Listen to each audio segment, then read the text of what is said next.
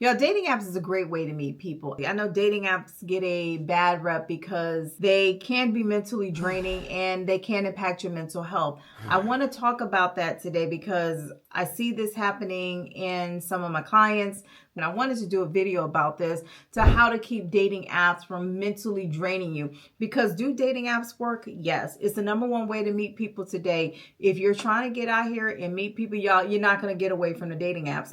If you're doing the same things day in and day out, the only people you're going to meet are the same people who are doing the same things day in and day out as well. You see the same people at the gym Monday through Fridays, don't you? Because we are creatures of habit. So the dating apps gives you the ability to get introduced to people who are typically outside of your routine. So I'm not going to knock the dating apps. I've met a lot of great people using dating apps over the years. Everybody on the dating app is not garbage. I can't stand when people say that. No, maybe that's who you're attracting, but I'm telling you now, that has never been my experience, that everybody on the dating app is full of boo-boo and they all want some sex. That is not true.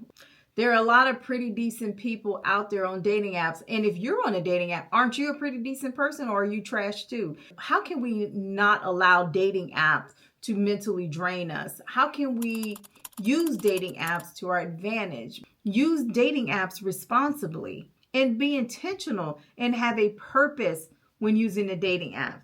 Your purpose should not be, I'm just going to see how many people I connect with. Your purpose should not be because I'm bored and I ain't got shit else to do, but I'm just going to see what's out there. That's not how you use a dating app. If that's what you're doing with your time, you're creating your own mental hell. What makes dating apps get such a bad rep? One, y'all, having endless options. What commercial is that? Endless options, or is it endless fries? I'm just greedy. Having endless options is a bad thing. You need discipline. You need structure.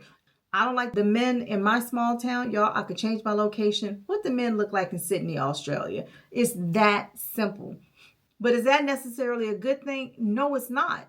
You'll never settle down if you're constantly looking for the next best thing. Sometimes just good enough is good enough. I'm not telling you to settle. What I'm saying is you will constantly be chasing the next best thing. You'll be 75 years old and you will have wasted your life always looking around the corner for something better. That is what dating apps has done for us. Now, on the dating app, are there people on the dating apps looking just for booty? Yes. Is everybody on there looking for booty? No. Do not be so desperate for a person that you just ignore your intuition. Okay, now that we got all of that out the way, let's talk about how can we use the dating apps without getting scammed, without getting used for a one-night stand, without being caught up in this endless options turnstile. First of all, when you set up your profile, make sure your profile has something on it.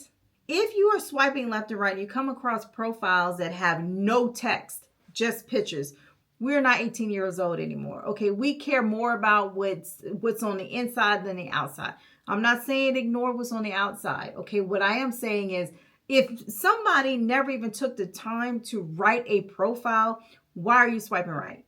What in the world kind of conversation you're going to have with that person if they didn't even take the time to let you in on a little bit about them? Save yourself the trouble. Don't swipe right on somebody who just only took the time to show you their big tits. What are you supposed to do with that? I mean, okay. Men, you ain't got to answer that question. I already know what you think you're supposed to do with that.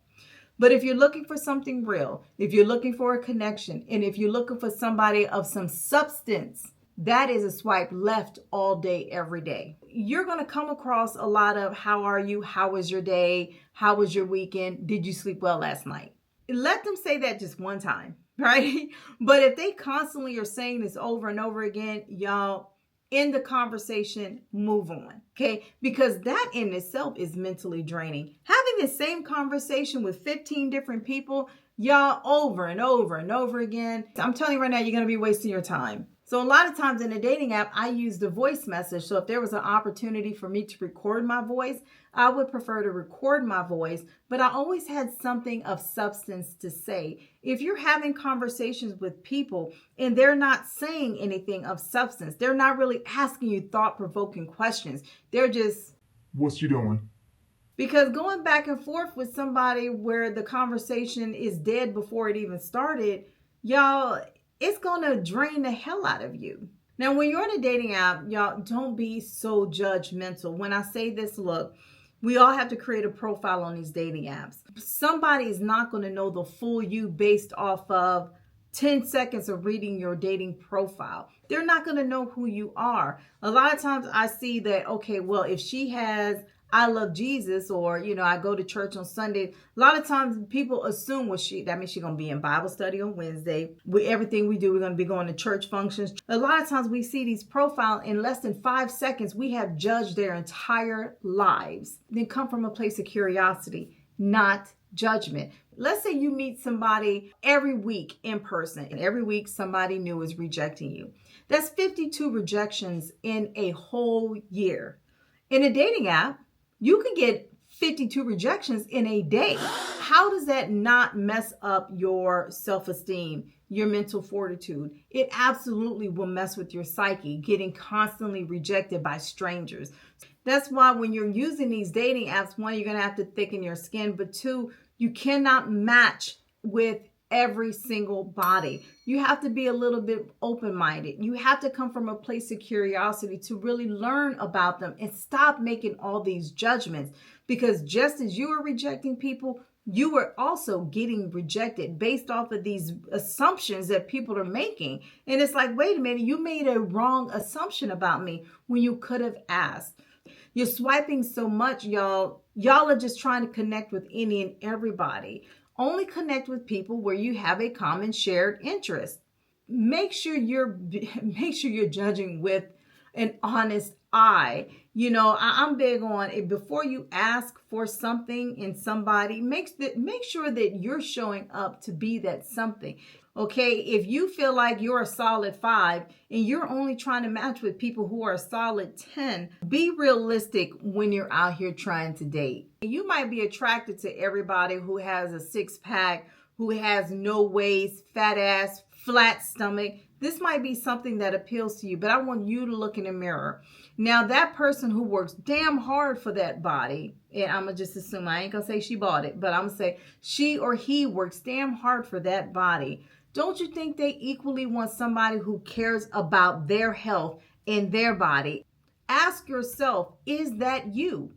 If you meet somebody on the app and they have a PhD in neuroscience and you know that you barely got out of middle school, it's not shallow of them at all to want somebody who maybe has higher form of education, who might be on their level of intelligence, that where they can have an intelligent conversation. That ain't shallow. They have established a set of standards for themselves. And I promise you, they're going to want to match with people who have also set a high level of standards for themselves. You will face a lot fewer rejections if you're using the dating apps with realism and not fantasy. Because being constantly rejected is going to have a lasting impact on your mental psyche. You're going to start to feel like you're not worthy, and there's nothing wrong with you. It's a bunch of people in the dating app making a split-second decision just like that. You're going to have to pay attention to the conversation, and if you end up meeting them in person, you're going to have to pay attention to their habits. Are they immediately starting to talk about sex? Are they asking you what's your favorite position? Or what are they doing? How big is your big toe? Turn around, let me see that booty shake. Then if these are the types of questions and comments that you're getting, they're not serious about you, move on. Don't waste your time and energy going down some rabbit hole with somebody who's not even trying to get to know you. Use some discernment. Make sure that when you're looking at a profile that you guys have shared interests. If you find out that you guys aren't meshing, go ahead and bow out gracefully. Don't do the whole ghosting thing. I never liked the ghosting piece. They made a judgment, and whatever that judgment is, don't be trying to prove them wrong. Let them be. But that whole ghosting thing, I know it has taught us that it's okay to not be a grown man or a grown woman about things. I don't need to have a conversation. I'm too much of a to have a difficult conversation. I really enjoy meeting you, but I don't think there's a connection, and I wish you well in your dating journey. What is so hard to say that? But no, dating apps have made it so easy just to disappear. Somebody states their piece, y'all accept it, move on. Don't try to state your value. Don't try to prove your worth. Who are you proving it to? They don't matter because you don't know them like that. They're just trying to narrow down their options, as are you. The goal is to narrow it down from 50, 25, 10, 5. Don't invest your time and energy and your money into everybody. You should not be meeting everybody you connect with on a dating app in person. That's going to be a waste of your energy. You know you're not going to vibe with everybody you match with. There are a lot of people connecting on these dating apps. So do these dating apps work? Yes, they do. They do absolutely work. Again, I have met a whole lot of great, wonderful people on these dating apps, and I promise you, there are some wonderful people out there that you can meet.